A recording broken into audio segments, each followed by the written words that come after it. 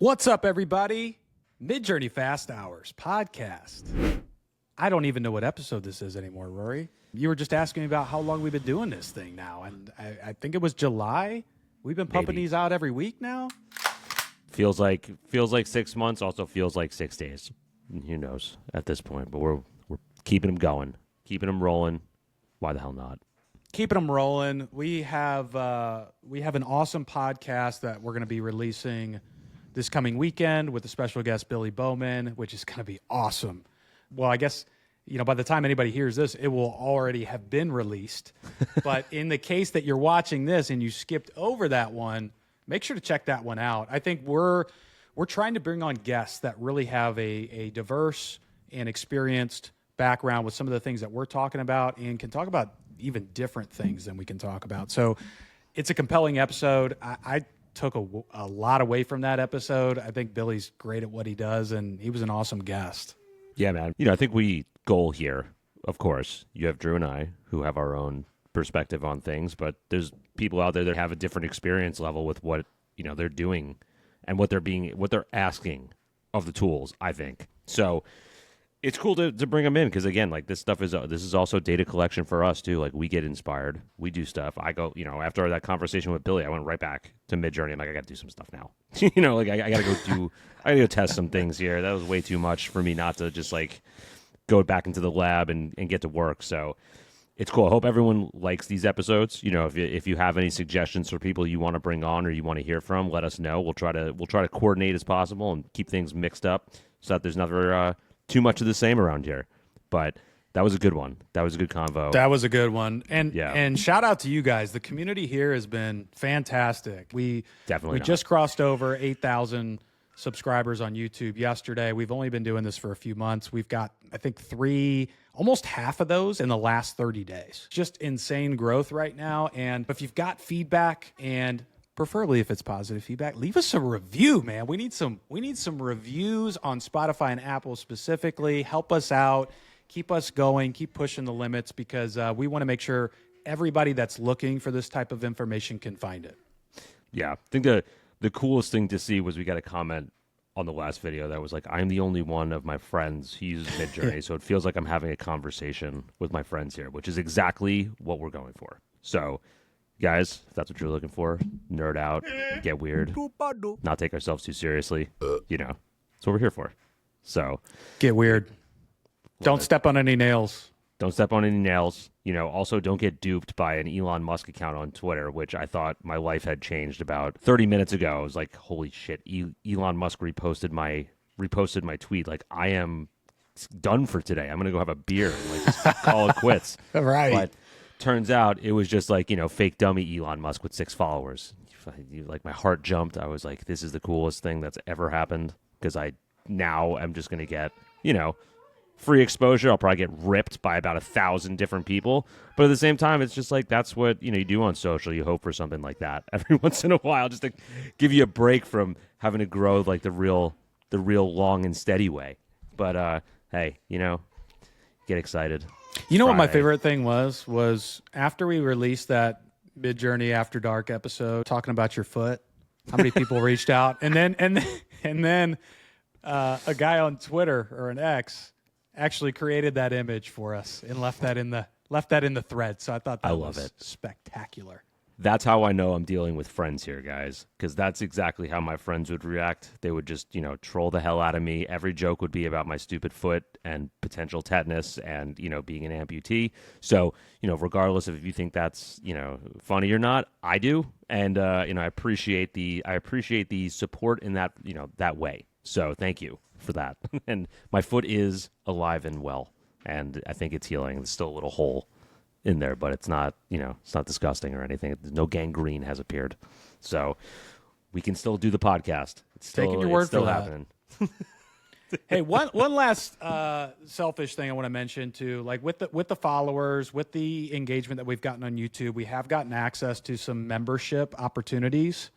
So there are a couple different tiers. So what that gives you, if you guys choose to enroll in something like that, you get extra benefits from us. Rory and I are talking about that in real time of what we could provide, things like merch or potentially even live streams with us that aren't just on the episode, right? That are specific to a small group, something that feels more personalized and so forth. So check that out. You can find that information under the videos that we post on here. So by the time that this one is live, give that a look. Maybe it's interesting to you, maybe it's not, and that's okay. But we do appreciate the support. We don't get paid for this. This is not something that we're making a lot of money off of, or any money off of. So anyway, selfish things aside, Rory, what the hell are we talking about today, sir? I think we got a lot of good. I got to be honest. Everything that, again, this is all community driven at this point, the same way Midjourney is. Every time we see comments or we get comments that we think are interesting, we kind of explore those a little bit more, because I think if there's one person that has an idea or a question, there's probably not the only person. So going back a couple episodes, Drew mentioned the stills archive and how that like one little just token, the same thing with the skull on the SREFs, on the style codes and how to test them. And it was like, all right, let's just, maybe we talk about our favorite tokens today, or things that we utilize often. Sometimes all it takes is a couple, maybe 1 to 2 words changes the entire output significantly. So I think we're working on like power words here, power keywords, power tokens to give you a little bit more pop, maybe a little bit extra firepower in some of the images. Because look, a lot of people are prompting the same stuff, especially with style reference now, those codes. The prompts seem to get shorter and shorter, but sometimes a couple extra tokens can do some magic. So yeah. I mean, going back to the old days, the golden days of Midjourney, it wasn't so much about the coherent sentences as it was just combining and smashing tokens and words together. You know what I mean? And so if you were around during those days and you were creating a lot of images, you sort of became very intuitive about that approach, right? It was just like, hey, love the balance of these 2 words, or I like to throw this in, or let me explore this, haven't run this. And so I still get a little excited like a little kid when I use a new token, and I'm like, oh yeah, and there're just so many good ones that you forget about too. So I think we're going to kind of break down some of our, just top ones or things that come to mind off top of the dome. We did not plan for this, so we're going to give you the best that we can do on the fly. But at the same time, I think going through some of the more typical things that end up in prompts too, right? Like, so this could be camera angles or lighting or composition or this, that, and the other. So we'll just kind of run through some of those too and give you guys hopefully some new juice to run with in the prompts. So hell yeah, like juice. This is good. Juice it up, baby. We definitely got a lot, and you forget more than you ever remember. You really do. I think there's ones that we probably just go back to all the time, right? That we just produce. It's like, yeah, there's some that are awesome. There's some that like you try once and it's cool, but then like you try to replicate it on another prompt, doesn't work. But it's all very context specific in regards to what you're prompting. But a lot of times, if you're more of these general holding areas, like we talk about, like breaking a visual down into its key requisite parts, where that's either lighting, composition, camera angles, things like that already have to be sort of baked into an image. There's some different tokens there, and there's probably some other ones that we got in the bag here. I don't even know what Drew's got for me, so I don't even know what you got for me. This is so totally on the fly. I think we're gonna hit a little bit of everything. Where do you want to start with this? I don't know. Why don't we kick it? Give me one that you got. We'll go through it. It'll be a very visual one, guys, so you can see some of this stuff. If you're listening at home, might want to check this one out on a video platform after you listen to it if you want to go back. But let's take a look. For starters, before we get like too deep, I like to start still with indicating the photography type. I think that does a lot of the heavy lifting. So, when you're thinking about putting in a prompt, most of the time, my approach is I'm thinking about if it's realism specifically, I'm focusing on blank photography. And a couple of those key ones that I seem to like are product photography, commercial photography, fashion photography, editorial fashion photography, cinematic stills, movie stills. All those have a very specific look and baked in sort of data set within those that work extremely well if you're aligning it to the right thing. So, for example, if you're showcasing a product, right, there are a couple different things you could do for that. There's the ability to put in something like photo photography, commercial photography, editorial photography, magazine photography, macro photography, all within kind of like that same realm of showcasing something very specific. So I like to start there. I know that's a little bit broad, but I feel like we're going to get very, very specific here as we move on with other tokens. 100%. 100%. What's the go-to one? What's the one you use up most often? Great question. I really like editorial photography. It's the one. It again, it depends on what I'm creating, but like I feel like most of the things that I create fall into that category. I can't say enough good things about cinematic still. So if you start cinematic still, comma, and then go into something like camera angle or your subject, I mean, you're going to hit something great. So I like to take that approach, right? Like I always start with indicating what type of image I'm going for, putting that into some sort of container or category for the data set to pull from. Yeah, I think it's tough to know what you're looking for. Sometimes this is where best case use for something like permutations, right? Like you can really see the difference. It's good to look at these things. Great point. Like editorial, the thing about, for me, right, like personally, cinematic still, sometimes it gets like very saturated for me and like big, like way too much like warmness in terms of the look and feel. So you can offset that though. You can offset that with camera or film stock. Like if you use cinematic still and then 35 millimeter, oftentimes that balances out. Or cinematic still and 16 millimeter, or cinematic still and, a film stock. Something that you like in that regard, it can balance out because sometimes these tokens have a big effect, right? Like to me, cinematic still has probably the biggest effect of those in terms of like that holding category, if you want to call it that, or what it's retrieving from. But oftentimes that's just if you're not controlling a lot of the other pieces. Like if you just put cinematic still of like a girl and a dog, it's going to come out pretty saturated, pretty warm. The lighting is going to be pretty intense. So that's kind of how are you thinking about that in a similar way or no? 100%. Yeah. And I also think like when we're talking about something like movie still and cinematic still, you're thinking, what's the difference there? But there are minor differences in those things, right? So when you just said cinematic still, sometimes a contrast, like movie stills actually, I think, got a little bit less contrast to it. Okay. So like little things like that can be really cool unlocks if you've sort of compared these things side to side.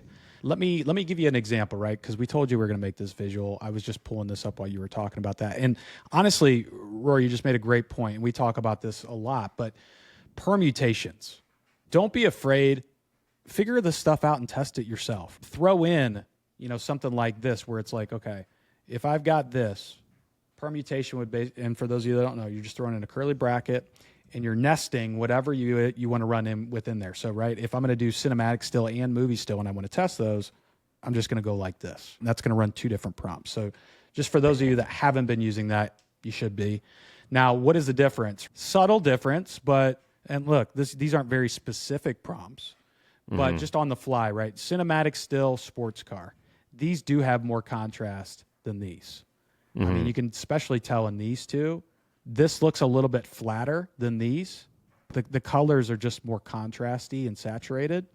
So, there are minor differences. I mean, look, maybe that doesn't matter to you, but the point is you're not going to know what's going to work for what unless you weigh these things against each other. And the best way to do that, like you said, is to run permutations, right? So you can kind of figure out what type of photography, for example, that makes the most sense for you. Another fun thing to do with cinematic still or movie still is to put like a category of movie in there. So like horror movie still or romantic comedy still. Like that, like romantic comedies, if anyone, self-admittedly, love myself a good rom-com, same story every single time. It works. Keep using it. But it's a very specific look. Like, it has a very like warm, bright, like airy, everything is, very contrasted. Like I think of like the movie Hitch. Like that to me is like the perfect example of it.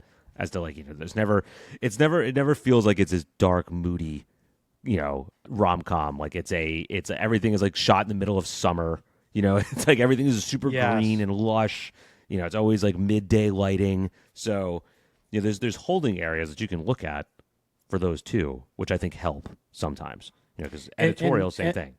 And the other part about something like this, when you're using a token like photography, you can also start to get really good values on things like light and shadow and contrast without having to include those tokens in the prompt, right? So this can alleviate some of the mental burden of trying to come up with a prompt that feels very detailed if you know how the outputs work. Also a big part of this. So you just mentioned, cinematic still and weighing that against like different types of movies. Let's just take a quick look at that. I just ran that just now. So horror film. Yeah. You see these colors are very specific. These could all be a part of the same film. Same with these. Romantic comedy, although I wouldn't think of this as the romantic comedy. Yeah, Action film, Maybe it's your personalized though. That could it could be Yeah. personalized. That's a great point. And then, more like this documentary, lifestyle, amateur type film look that sometimes will give you a more photorealistic output as well. I like the documentary footage a lot too. Oftentimes the composition is a little bit more asymmetric, if that makes sense. In that sense, a little bit more natural movement, less looking at it's more candid. Like it looks less looking at the camera. More natural kind of look photography. Now, that horror movie that nailed it though. Like that's as Really good did. as it gets, right? Like that hand on the the backlight of the red contrasting against that one hand in the top left So too, dope. Yep. with like that real big tonal balance between the exposure on the top and the real dark on the bottom. Yep. It's interesting. It's like they put those people in the rom-com. They put those people's faces together. Kind of looks like a heart almost, like with the negative space here and here. Yeah. Would you look at that? Midjourney getting subtly creative. Look at that. Yeah. The other thing too, if you're going to put shot or camera, it will take you quite literally. So sometimes it's about, and we'll get into this with camera angles specifically, including things like perspective instead of angle or shot or camera. So there are different synonyms that you can roll in there too. So we'll talk about that. But yeah, I mean, this is usually what I start with. What about you? Like it could be this or it could be something else. Like just what are maybe some of the first things you think about from a token perspective? Yeah, I think a lot of times is like, what am I trying to achieve? Like, honestly, if I'm thinking in terms of like going to, if I'm going to animate this, if I'm going to put this in Runway, Minimax, Luma, whatever, I'm thinking about like the motion first because I want that. That's like typically, what I'm seeing, I'm sure we've talked about this on here, is that like whatever you put first is kind of like the most heavily weighted piece of the entire prompt. It just seems that way. There's no documentation on this. Just run enough prompts to realize that whenever you put something first, it gets weighted heavier.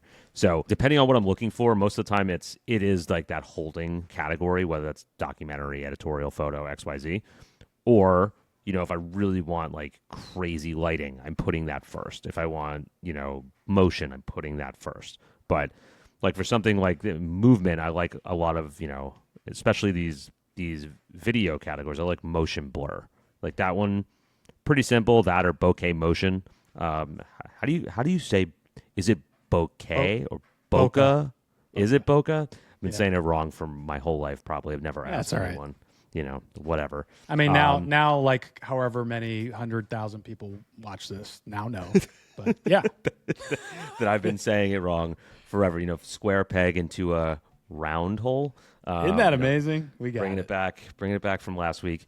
Now, because this is like when I look at, let me try to pull this thing up real quick. When you're looking at doing, especially something on the animation tools with video, right? Like when you want something like, especially like the car wheels. When I talk about this, like having a motion blur in here is just going to make it more. We already have the spinning wheels. The motion is going. You can see like the way that the lines are moving this way. So you like it already bakes into the generator that you need to go forward, right? Like that's the way the lines are going. That's the way it's like implied the motion. So you don't have to worry about a lot of different things. Like this one to me is perfect. I ran this one. It worked on the first go. You can just see kind of how the wheels are spinning. You don't have to worry about that. And then I'm talking about this in terms of generating video, but I think it's really important for getting stuff like moving the right way, right? Like we have these trees in the background, they're blurred, right? Like we have these lines from the street moving this way. The car's wheels look like it's spinning forward. Like that will just immediately get it to move forward when you're trying to run video. Same thing with like, I love when stuff comes up like this too. Like it's a little bit more focused on the car. It's moving to the right. Same theory here. Like it's super focused on the car itself, but the background is in motion. This stuff can be really cool like when you get moving with it.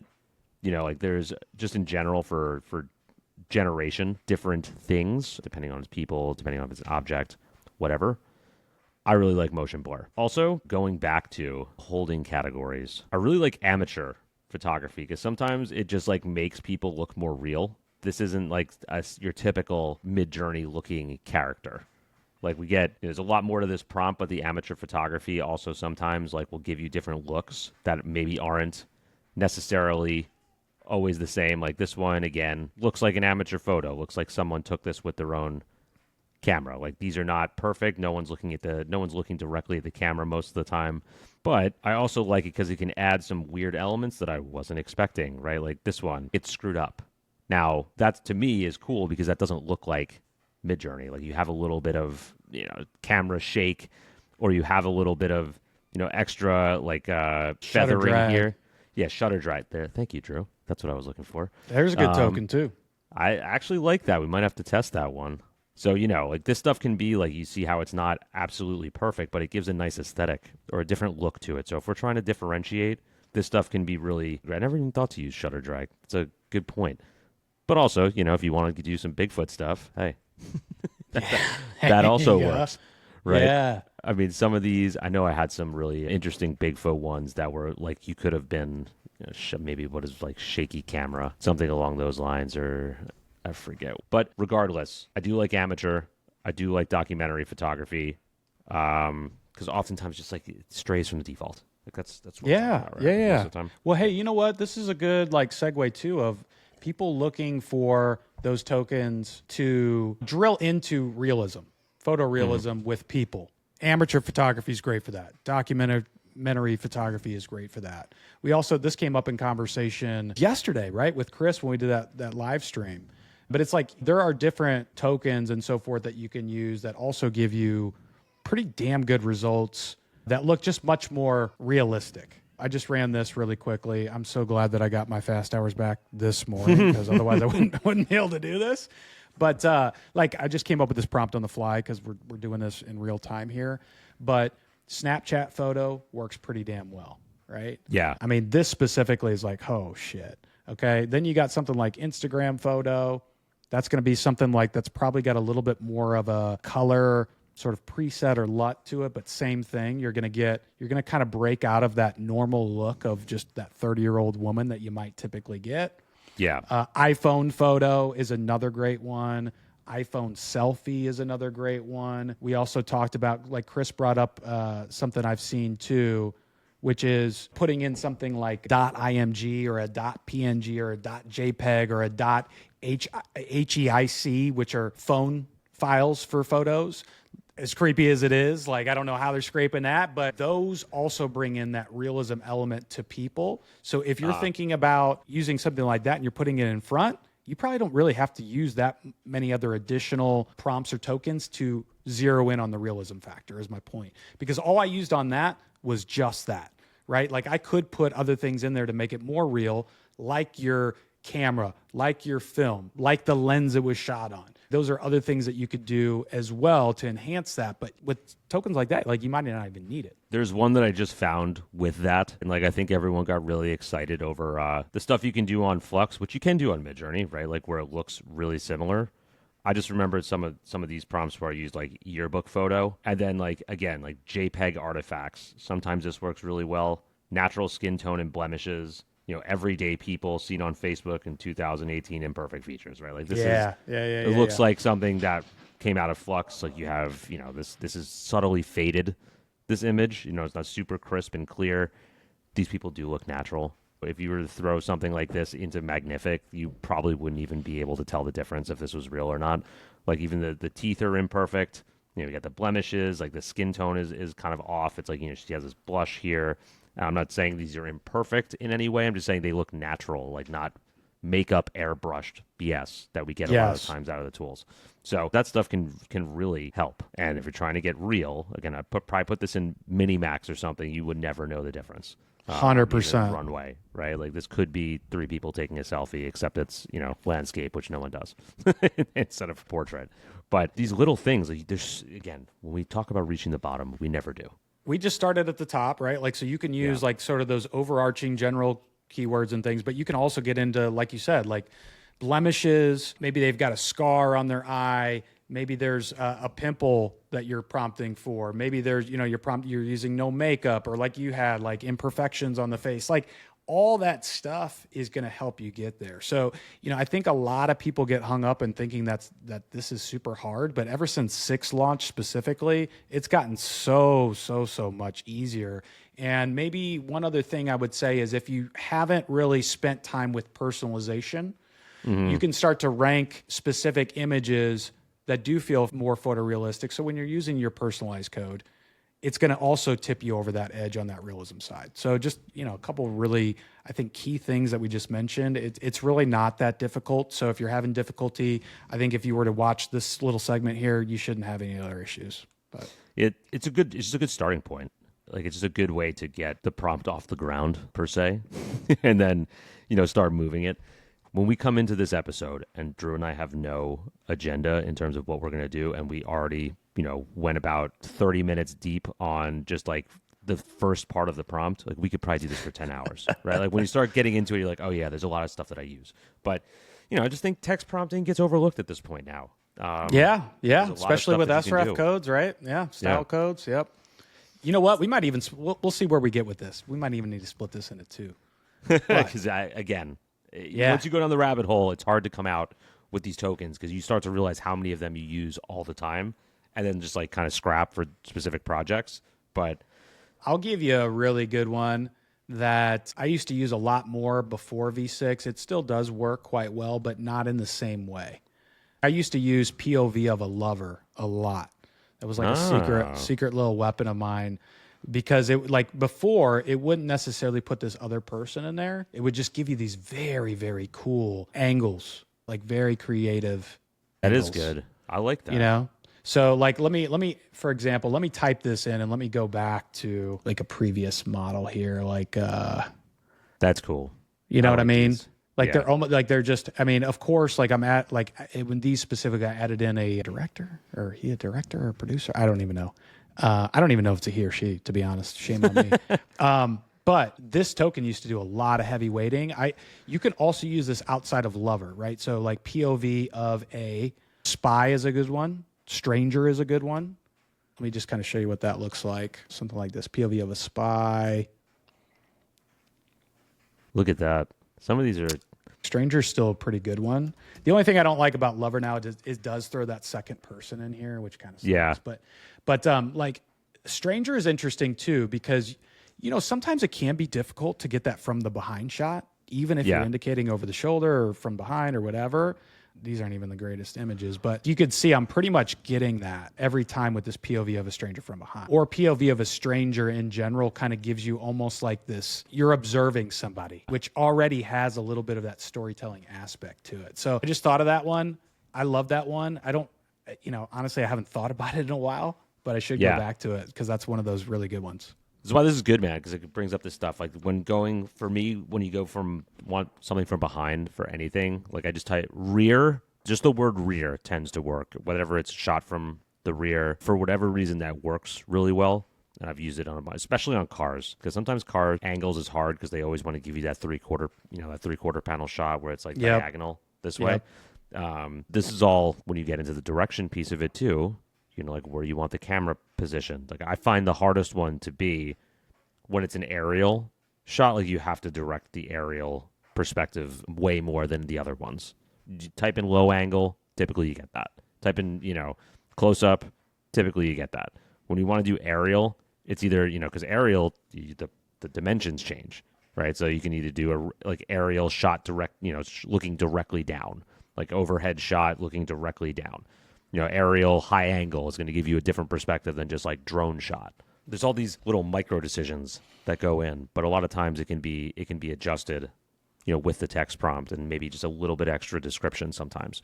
So that's a great point. I think let me, while we get into this, seems like we're maybe transitioning into more of that camera angle thing, which I think is that's a good one to get into. I think it's the same for you because I've seen a couple of your prompts as you're bringing them up here, and I had a feeling anyway that our prompt structure is pretty similar in some capacities, but it seems like when you're going for realism shots, mostly you're really thinking about the type of photography or the type of shot that you're wanting, but also the angle second. Right. I tend to do that a lot. I think my angle is almost always a first, second, or third thing that I'm interested in. For example, if you're not familiar with all these are just like different types of shots and what it's going to give you back. So a close-up is going to be very close. A macro is going to be even closer than a close-up, or an extreme close-up is even closer than a close-up. You've got like a medium close-up, which is going to go from like mid-chest up.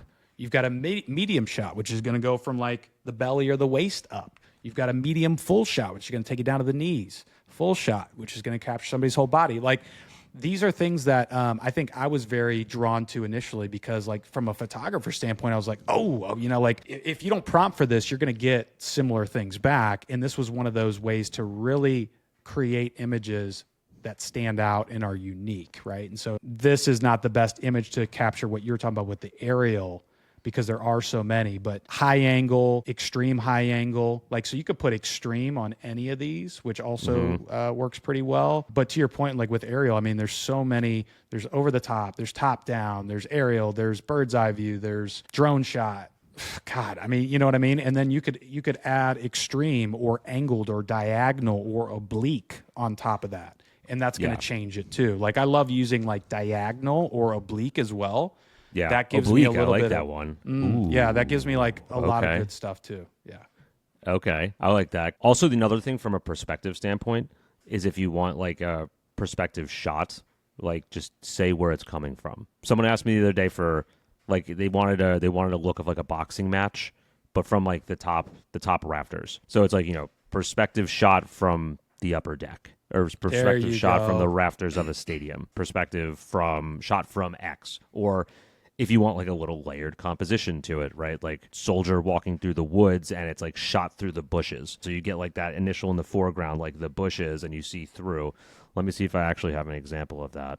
Love like, that. That kind of goes back to the point too, right? Like, unless you're explicit with any of these things, you're going to get something that is default, which in a lot of ways it's gotten better, but you're still going to get something that's probably not super, super unique unless you've got a great personalization code, right? And so that's why it's like, on some cases you love the surprises, but you're going to get some of the surprises anyway, even if you're kind of adding some of the explicit stuff like camera angle, like the photography type, like the expressions. Love that with people too. So here we have exactly what I'm talking about, right? Like viewed through the bushes at a low angle. So you get like some of this artifact in the foreground that helps you kind of like tell the story of like a hidden perspective here.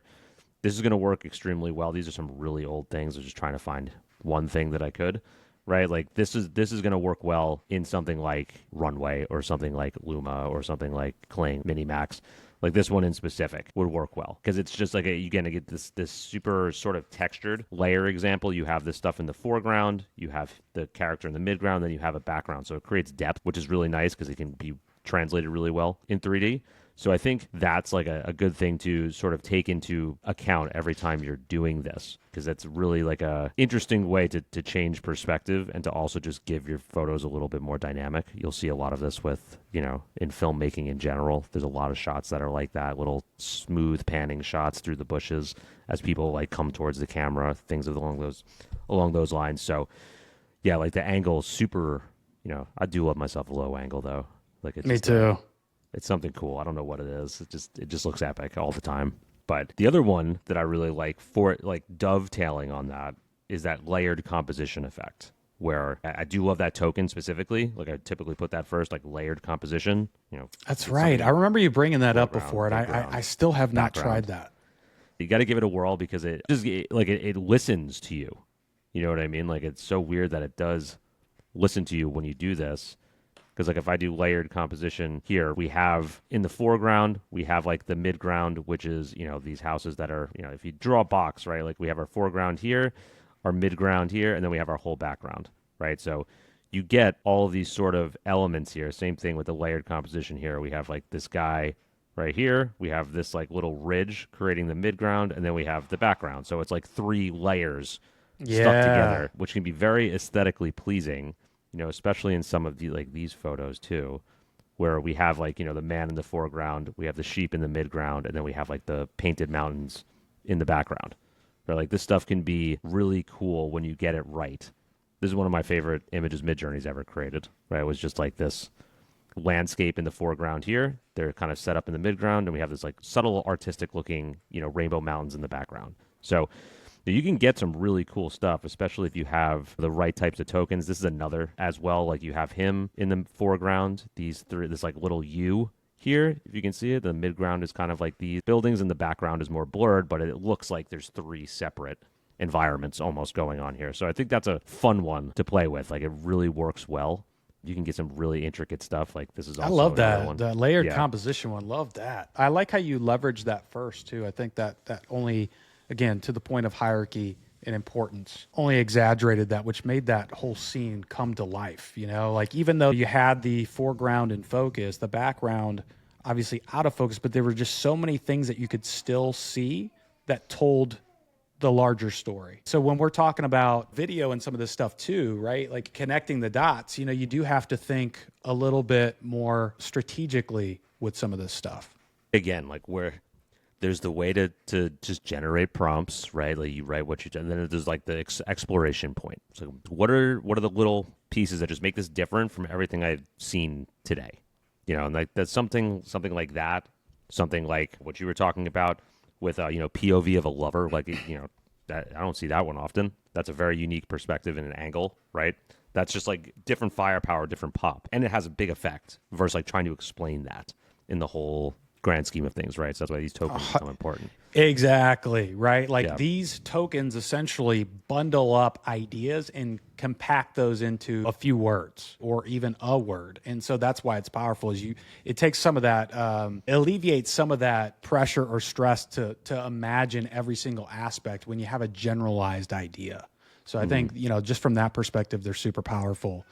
I know you probably would bring this up if I didn't, but I also think, I know you use 35 millimeter a lot. Yeah. I also think about, like in terms of those shots, that's something we could touch on too, is just like the different focal lengths and what they do to distort the image, right? So totally. I just pulled 4 examples here really quickly.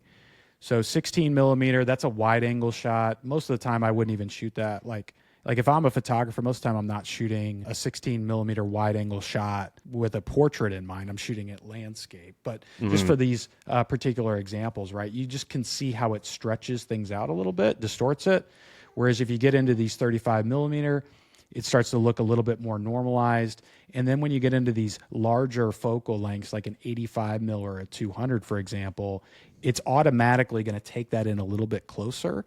Yeah. And it's really going to give you a little bit more of like those specific details. Whereas like something like a 35 mil is going to be more of like a storytelling shot. You know what I mean? Whereas this is like, these feel more like a photographer took these. You know what I mean? Whereas this feels like this could be part of a series or a photographer took it, but there's not as much emphasis on the intricate details as much there is in the entire image or the scene. This is a really cool thing that you could play with too, is something like this, especially with these longer focal lengths too. You're going to get more out of focus already naturally built in. So you don't necessarily have to say out of focus background. You're going to get that with these. So especially the 200 millimeter, right? Like if anyone's not familiar with the focal lengths, basically the lower the millimeter, the wider the shot, and like kind of the higher you go, like 200, the more directed it is. Like think about it like a beam of light. In that sense, I like that. Describe that well. I like that. Yeah. Yeah. And also this is like, if you really think about this from like a photographer's perspective, that's also the size of the lens usually too. So like a 200 millimeter is going to be a longer lens. So like if you ever seen somebody, a tourist, for example, they're on a boat and they're doing whale watching, they're going to be bringing those long ass things, or they're on a safari. They're going to be bringing out those telescopic lenses is what they're called. And those are those really long ones that you see, versus something like a 35 mil or an 85. Those are more compact. Those are so legit. And now like I remember the moment it clicked for me when like I saw some dude like holding it and it was, I don't know, like it looked like it was about 24 inches long, and it said Canon on the side, and I'm like, oh, it looks like a Canon. That like never clicked in my head before, and I was like, oh my God, you're so stupid. 35 years on this earth and never thought about that one time, but it does kind of look like one. 100%. I don't know if that was what they were going for, but hey. Yeah, so I mean, like there's stuff like that, right? I mean, and so that's super cool. It's just like another element you could be thinking about that maybe you don't, and so very cool stuff. I think you could really tell a lot of different stories through that lens as well. It's a good one. No pun intended. There's the 30 and like 35 millimeter typically is right from like a photographer's perspective, very generalist type camera, right? 35, or type lens. 50. Yeah. 35 and 50s, like the nifty 50, that's in a 35. Those are what people would typically take out to do everyday shots, street photography shots. And so I think that's why that also helps with realism too. And I know you use that a lot, like that 35 How do we forget street photography in our holding areas? I mean, like that's your background. Yeah, street photography is great. Yeah, street photography is good too. Yeah, that's a great one. I think there is if you were going to run these things subtly against each other, there's micro differences. But again, if you really know what you want, again, that's where the stuff comes in handy. Because if you, I'm not saying the untrained eye, but I'm saying if you've never looked at it, a lot of images with a critical eye before, this might seem like they're not making any difference, but they do. And especially when it comes to trying to align exactly what you're doing, because a lot of this stuff is trained on that type of data. So it's like pulling its memory from its random training set, and it's going to pull the same things that it kind of like coordinates with. So that's like why these little text prompt tokens can become so important in like crafting your overall vision. That was well said. Just a little interjection there. Just a little interjection on that piece. Yeah, anything else from a perspective point of view? I mean, I know this like camera angle kind of runs into composition a little bit. Like, is there anything more, I guess, from like a camera angle category that comes to mind that you tend to like or gravitate toward? I do like wide angle a lot of times when you're trying to get when you seems like things are condensed in an image when you're trying to do something with like a landscape in it as well. Like wide angle can really help. It doesn't go overboard. If you're going to use like, something like GoPro, like that might help. But really, like if you're doing something in 2x1, you're doing something in like a cinematic landscape type setting, wide angle can be really helpful because it just packs more detail into the image from like a wider set. So it's not everything like super condensed into the image. So that one I use a lot also, especially for the image generators that I'm going to use, or the images I'm going to use for the video generators.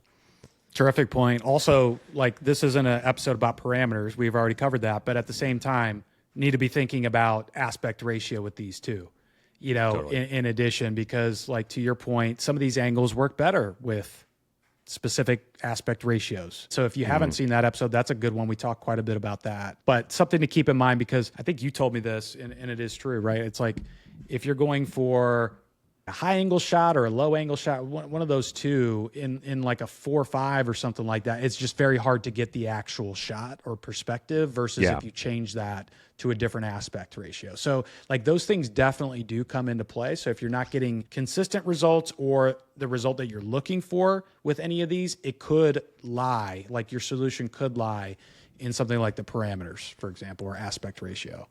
100%. Great point. That's just the aspect ratio. It's like the forgotten I know, man. actual modifier of this entire thing that people forget needs to be a big part of the composition, right? Same when you're taking a photo. You wouldn't take a photo of maybe you do now with an iPhone, but like back in the day, if you're trying to take a landscape photo, you wouldn't do it you wouldn't turn the camera to the side. Like you want the whole landscape. Yeah. Like right. That wouldn't work. Or if you're trying to do a building shot, shot of a building, you wouldn't keep it in landscape format. You'd turn the camera that way to look at it, right? Because it fits. So it's a good point. Great point, actually. Yeah. What about now, man? I mean, like, where should we go after angles here? I think composition to me is I've always just been into that area because I think it just can affect the entire photo without having to put some radical details in there. They're good general holding tokens that there's a lot of different ways it can go. So I've always been a fan of that. Like that's really like some of my favorite photos or some of the favorite images I've created on there have been just like focusing on specific compositions. But it's also one that I'll be quite honest, I haven't gotten crazy with. Like I haven't gone down the rabbit hole in terms of being experimental because a lot of them just work really well. Like I love that stuff. That's a really good one because, and we've talked about this a lot, but it's not as big of a problem now when you got stuff like Personalize. 6 has come along, but we used to just roast Midjourney for the symmetrical nature of what it gave back, unless you really put in some of those things that were composition wise really indicative of what you wanted, right? So it was almost like you could put in asymmetrical and it still wouldn't give it to you sometimes. You know, it's like you're really trying to push that symmetry on you. But like those, I mean, composition's great. I know you probably use it a lot more than me actually, but I know you use like leading lines a lot, which is great. That's like a photographer term, right? Where it's like leading lines is essentially giving your eye direction to where it should be focused on, right? So it's some sort of line. It could be straight, it could be diagonal, but it's leading your eye in a specific direction within the shot. So I love that one. I guess if anything that I brought up, like that POV shot, that's sort of, I guess, a composition shot in some ways. Yeah. I like that. I think the other one that could be interesting is rule of thirds, a very basic example of a composition. So if you're not looking for symmetry, rule of thirds basically breaks everything down, your photo, into a 9 grid. And so rule of thirds basically wants important parts of the photo at the intersections of those grids, right? So that's like another good one that's not hard, right? All you would just need to do is put that in. Experimentally, it works most of the time, but also it doesn't work, right? So it's one of those that isn't super, super consistent. But again, I think if you add stuff like that in, that's great. Negative space is a good one. I'm trying to think of some other ones. Panning is a good one. You already talked about like motion blur and all that stuff. That can be indicative of composition as well. Let me pull up some here. There's a few, again, like holding categories that I like for this stuff. Especially like working with lines, because I feel like a lot of it's subtle in Midjourney, but it's good. So like when I do, let's see, vertical lines, like I've always loved this type of composition because it you can see you have the straight, like it like breaks the image up a lot of different ways. Like this, we have like these vertical lines. Again, I didn't specifically ask for, pillars to be lined up symmetrically one by one, but it does like have this nice effect. But also that worked for rule of thirds right there. If you pull that photo back up, so like I think this is a really good example. The photo that you just had was perfect on a lot of ways because, okay, if you were to divide this image into rule of thirds, it's like the bottom quadrant, right? Like it'd be intersecting right at my face. Yeah, like your head is right in that intersection. You've also got this nice just black section all the way to the left, which filling all those 3 frames. And so, like that's an example of you just putting in vertical lines, you kind of solved the composition. But you also did put off balance composition. I don't know if that mattered, but that's pretty dope the way that one turned out. Yeah, and that's an image of me, right? Like I use myself as a image reference there. But like some of these, right, like these vertical lines ones, like I like the vertical lines. Yeah, that's a good one. It's horizontal good. lines can work too. Yep. Yeah, you see it it comes through in all of these. I love this one because it comes through in every single one, right? Like they use the shadowing and then the texture to actually like create these vertical lines effect, which is really cool. I tend to love that. We even have these like right angles that are pointing directly at the guy when you look at it that way, which is, again, if you're nerding out on photography, if you were taking this shot, you'd be super amped about it, I'm pretty sure. There's like all these like, subtle different things going on, right? You also have like the silhouette framing almost, or the shadow framing, like he is in like a light box. Everything else is dark around him. Your eyes go nowhere but him. That's the idea. So I love the vertical lines, number one, in a number of different ways, not just for specific things like that. With trees and stuff, it can work really well too. Like, again, this is with a style code. But you get these vertical lines, you just get like this sort of rippling effect that makes things look cool. So you can do the same thing with horizontal lines, right? Like these horizontal lines, great. Like this is perfect with in a library, right? Like we have these things coming straight across. But like she is the focal point of the image. Same thing with diagonal lines. Like these can also be, I did a lot of these for in the library where, again, you can see that just like you have like these diagonal sort of lines here to her face. That one might be more vertical. These are a good example, diagonal lines coming across as the bookshelves, like just focusing in on her. The other thing I like with this is implied lines. This is probably one of my... Ooh, okay. That's new. Haven't heard that. This one is good because it has like that sort of like portal kind of effect. Like this one. Not like a portal, but like it's like a repeating line over and over and over again. Like just like with the arcade games, like sort of like vortexing to her. Yep. Which I tend to love every once in a while because if you're thinking about this from the photography standpoint, you'd be kind of obsessed with that shot if you got it. Me personally, I would. Same thing, something like this, right? Like these just repeats, these books, sort of like these lines going back. Like, it just feels like it goes on forever. Same thing here. These lines are just like, this is like so many lines. It's basically the focal point is the box here. But there's so many different things to play with when it comes to lines, like in general. That's also a great way to get good composition. Perfect example. You know, again, we have these lines. They're kind of like, they're coming number one. They're diagonal across the image, but like your eye goes here because that's what you're drawn to the white. This line goes directly cut across the half the image. This line is pointing towards the car. This line is pointing towards the car. They do a good job in Midjourney with this. I've always found that. I also love framing. Do you use framing often or no? Yeah, but like I also find like I have to negative prompt frame because it'll throw frames in there. Really? Yeah. That's an interesting one because I don't get that often. I do like that though. Like fill the frame, creative framing, like those could be good ones. But I've run those. I sometimes I'll get the frame, like it depends on the scene, but sometimes I'll just get like somebody staring at a frame. And it's like, yeah, I don't want that. But I typically like the silhouette framing stuff because it like kind of, again, it just gives you like this perfect little point here, especially on something like this. Like it looks like an arrow almost, and it's going kind of right. Your eye will go right to her, like so dark, and just again against that background, it's like it's framed appropriately. I've always loved that one. Let's do shadow framing. That's the one I'm looking for. Like if you look at these, where the shadows are going, it's like directly, like you can draw a diagonal line across it, like just straight onto his face. And I love that it actually does that because sometimes it also does like these constructed framings well too. Like this one here, you can see like the construction between the unnatural things like the wood. It's creating like this box. Nice, compelling stuff that you don't have to prompt for when you just put this stuff in. I also think this is probably one of the best examples of shadow framing right here. Like this shadow just breaks the image in half and bang. Like you have this complete rectangle portrait of the man because the shadow is framing him on the right side. So like these little nuances, and we're totally nerding out right now on this stuff. But I think that's like when you look at why we, curating images that we share, stuff like these are the things that pop out to us, which is why we share them. I think that's probably why most of the time it's just not stuff that you see every single day. There are so many images now, right? So people are becoming desensitized a little bit to this. I just always thinking about that portion of it in terms of, well, there are other ways to stand out.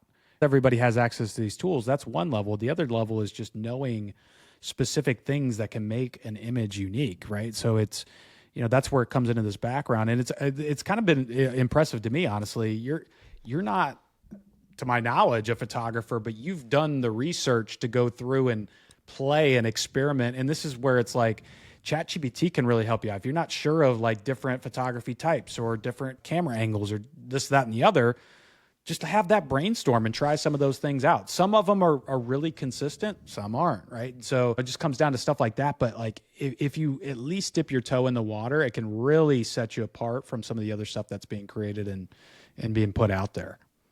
It's interesting because I've always been like a photography fan, if you want to call it that. Like a National Geographic was like the coolest thing to me ever. Those images were just, I was mind blown as a kid. But still, like I love all that technical work. Like I've always looked at cinema a little bit differently, like not just like as the story, but like as like the shot, like how are they doing that? I'm just curious about like how people do this or like how they see it.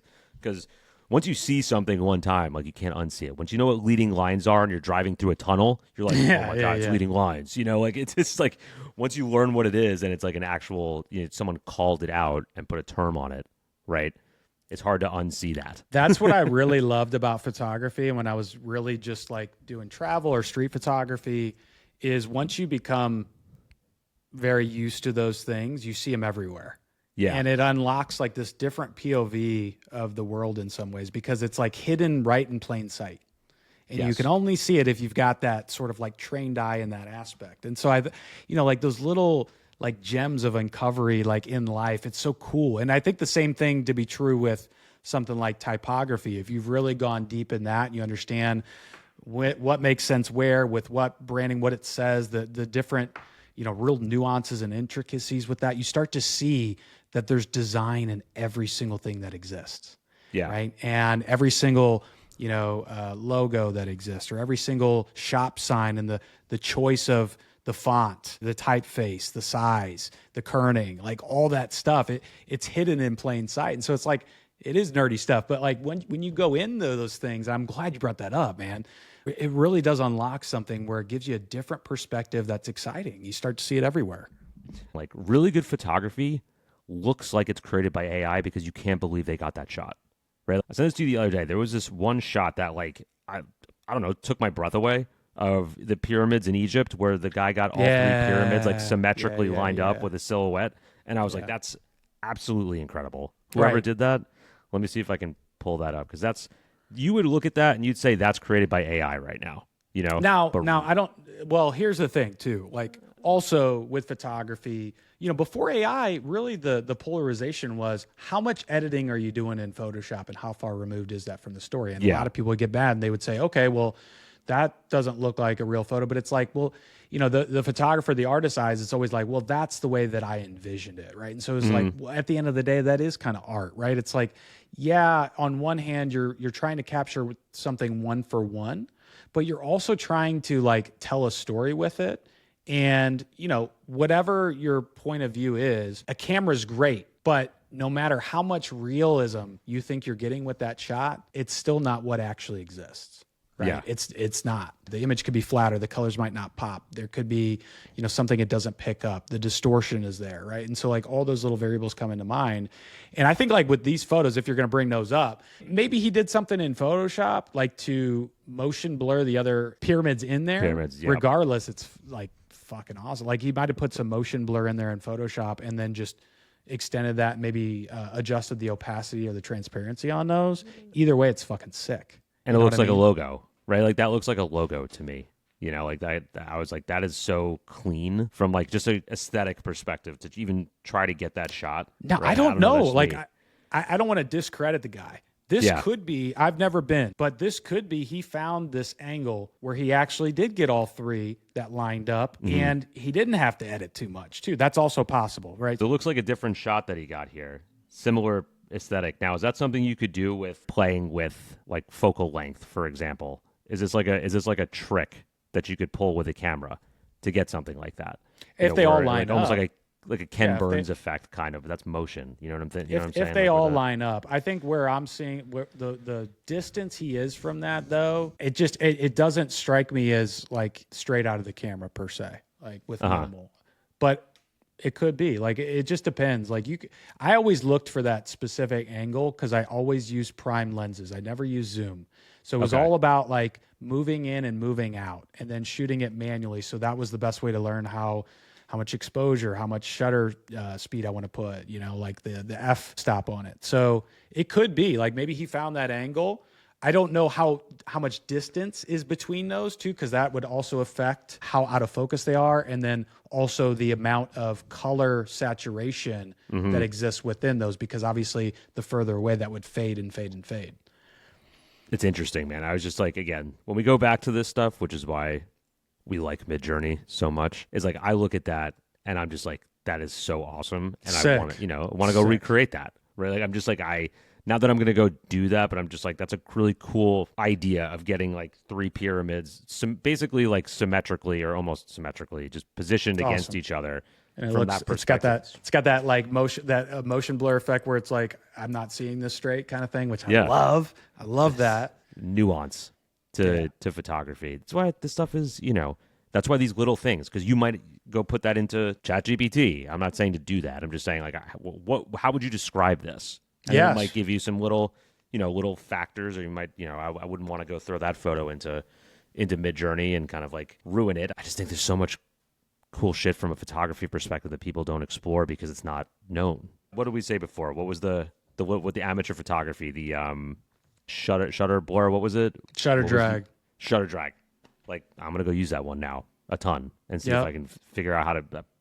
All those like little optical things too, with like lens flares and light painting and this and that and the other, and like, all those are things that you can get in photography, but those add like a great dimension. Multi-exposure. Oh yeah, I love multi-exposure. That's a really good one. Also a really good one that I just remembered. I feel like we need to probably do another episode of this, like get into light, shadow, colors, textures, that kind of thing. I was just reminded of tabletop photography. I used to use that a lot. Huh. And I love these. This was like this whole series I did. Tabletop photography, and I used to use this a lot. Raw and emotional imagery. I haven't run that so much in 6.1, so I don't know how that works. But man, I like those two tokens I played with so much. And this is almost a little bit emulative of, I wasn't going for exact realism. There's this artist, this photographer that exists, I think in Poland, and he does these shots where they almost look like wax figures. And that's what I was going with this. Like these almost look like they're wax. Yeah. You know what I mean? They're real, but they're not. And so I became like really fascinated with these for a while. But tabletop photography is great. Like the way that I think that sort of lends itself is more or less like magazine type of photography, something you would find on a tabletop, right? Like on somebody's coffee table, like coffee table photography. I haven't tried that, but I think that could work too. Now that I just remember this, I need to go back to this. Like tabletop photography was a good one for me for a long time. Long See, this time. is good because I see a lot of like your inspiration from kind of the things that you like and what you're interested in, right? Then like I go back and look at my photos now and I'm like, my obsession was always like I loved pictures of like old people. Like I love me too. Old me people. Too. They're like, interesting really to look old. at. Like really like because the skin is so differently textured. You have the wrinkles, you have the contrast. A lot of times like old hands are my favorite thing. Like worn, weathered hands. I don't know why I like it so much, but it's such a cool like aesthetic because it just looks different than your average stuff. Elderly is a good one. Like I feel like there are different ages too, like elderly. Wrinkled, weathered skin. I like to put that in a lot of my prompts. And now I see that, I'm always prompting someone from, that's probably a little elderly, has a little bit of a wrinkle or a different effect to their face than the 30-year-old. But you could tell a story with somebody's face.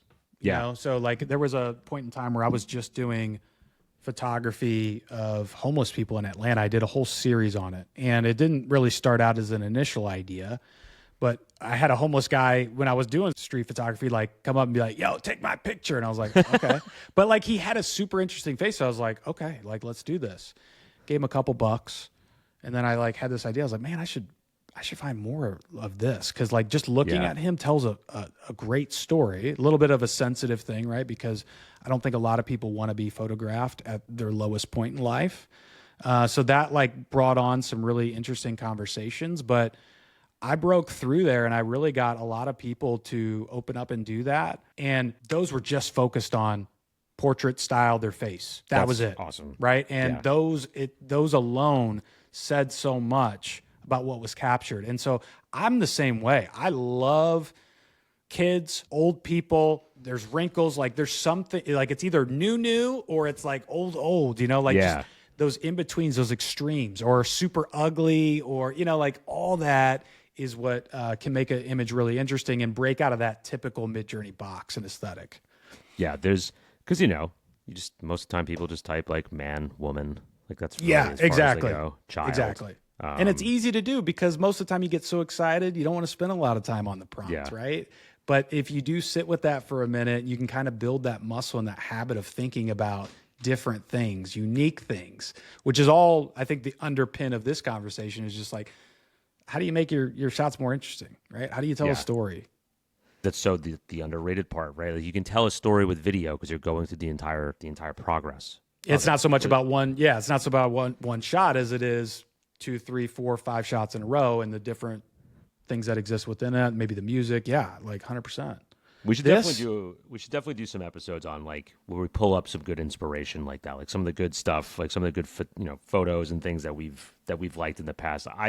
I have like a whole database of stuff that I love, dude. Right? I mean, I'm constantly on the hunt for inspiration because I'll find one piece and I'm like, oh, like what if I did this from this perspective or instead of doing like this, I'm going to do this and then I'm going to add that, right? Like that's where creativity is born out of. It's all borrowed and built on, that's what it is.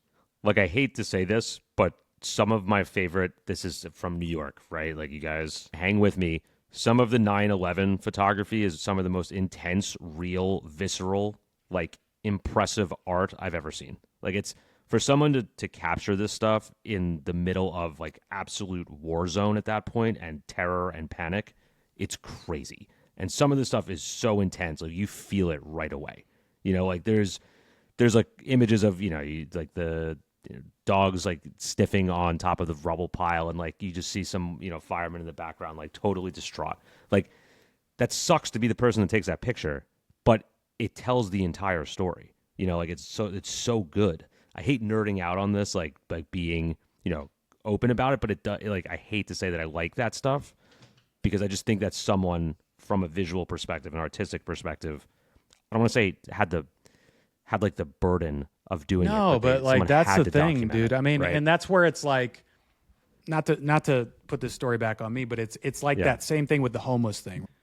Selfishly, I want that shot. Yeah. Right. But I also know that it could be used for good. Right. Yeah. And I think that's what a lot of that photojournalism kind of stuff can be.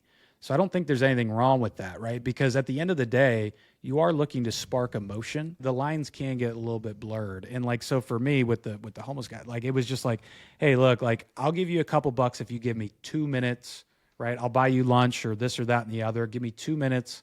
I want to tell your story. And I ended up turning that into like a fundraiser. So it wasn't, because I did kind of selfish. I'm like, am I being selfish here, just trying to get these shots?